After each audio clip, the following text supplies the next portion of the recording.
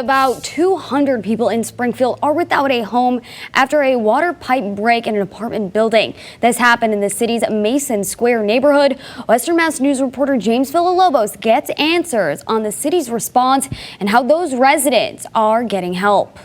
Rebecca Johnson Elementary School opened its doors to the dozens of residents displaced by a water pipe break inside the Bergen apartment building on Girard Avenue. That pipe breaking directly over Penny Woods' apartment.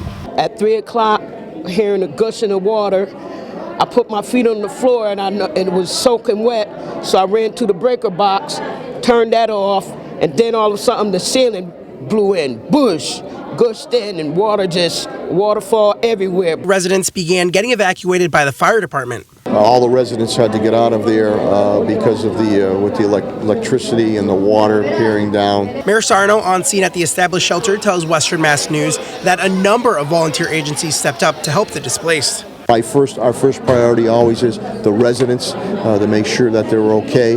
We utilize the Pioneer Valley Transit Authority, the bus system, to transport them here.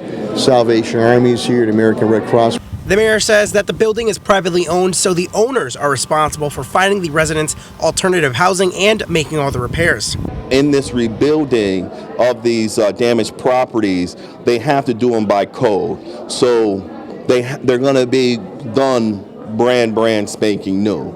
However, city leaders and residents alike say they're frustrated because this is not the first issue they've had with the building. There's always a heavy concentration of roaches, a heavy concentration of mice and rats.